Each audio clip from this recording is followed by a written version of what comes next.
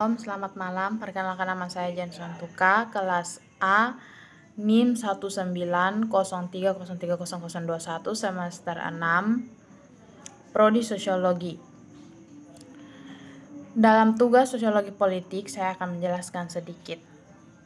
Menegaskan isu-isu pemilu 2024 perlu dibahas sejak dini, sebab selain bursa calon presiden atau capres, jagat politik tanah air kerap diwarnai berbagai wacana, termasuk ada yang menyaksikan pelaksanaan pemilu 2024. Isu pemilu 2024 ini perlu dibahas sejak dini. Sekarang sudah banyak isu, mulai bursa capres hingga kabar pemilu 2024 diundur, apalagi pandemi COVID-19 yang belum bisa dipastikan kapan berakhir juga menjadi sorotan. Para pembicara dalam webinar menunjukkan rencana pemilu dan pilkada serentak tetap berlanjut.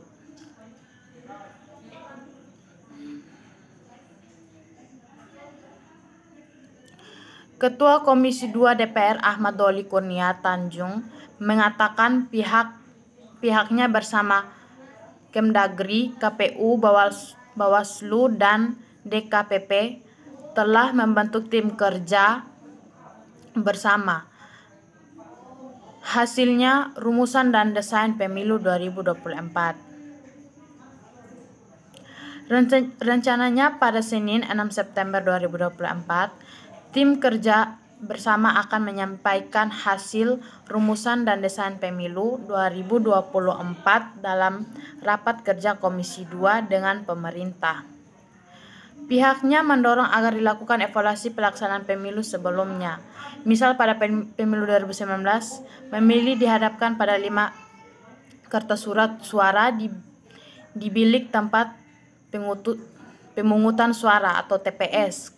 Karena keletihan, banyak petugas penyelenggara yang meninggal dunia. Pemilu 2024 mendapatkan beban yang lebih berat. Berbagai masalah yang muncul di pelaksanaan pemilu atau pilkada sebelumnya, ini harus diantisipasi di 2024 nanti.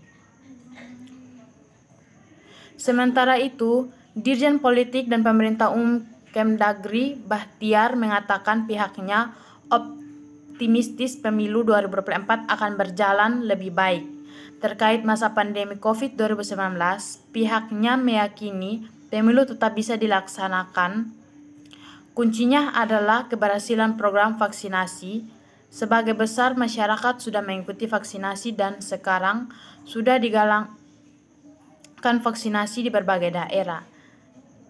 Kini, pihaknya mendorong agar lembaga penyelenggara pemilu sejak awal melibatkan pemerintah daerah dan KPUD dalam persiapan pelaksanaan pemilu 2024. Termasuk melakukan edukasi kepada masyarakat, penting untuk memberikan pendidikan politik jelang pemilu 2024.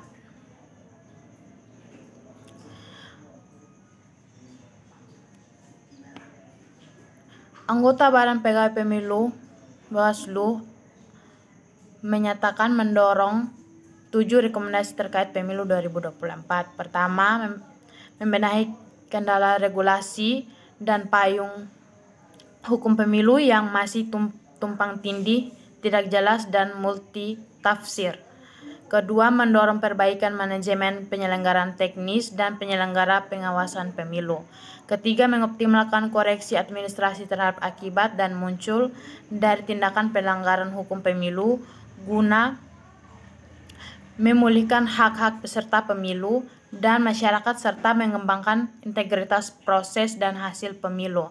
Keempat, mendorong prioritisasi pendekatan sanksi administrasi dalam penegakan hukum pemilu dalam rangka memulihkan hak peserta pemilu dan masyarakat, serta meningkatkan efek jerah bagi para pelanggarnya.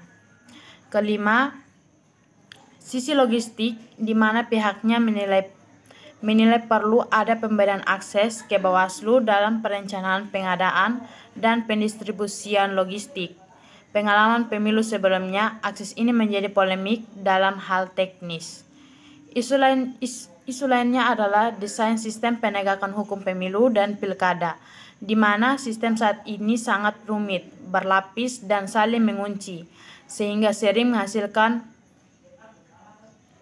bottleneck. Kerap penegak hukum berhenti, namun yang disalahkannya hanyalah Bawaslu. Lalu ada dominasi pendekatan sanksi pidana, bahwa sanksi pidana yang pada dasarnya ultimum medium justru diposisikan sebagai alat utama mengancam pihak yang melanggar, bahkan termasuk untuk penyelenggara pemilu.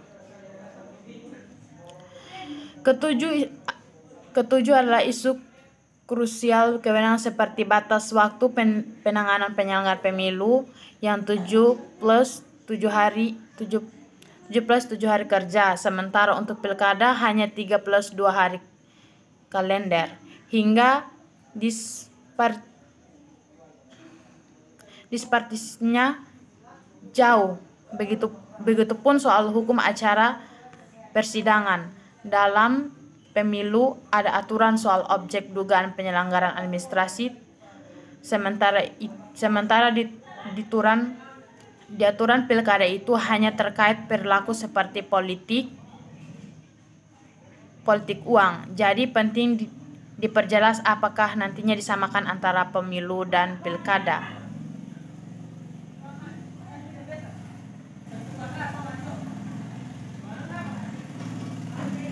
Hanya itu yang bisa saya sampaikan. Sekian dan terima kasih.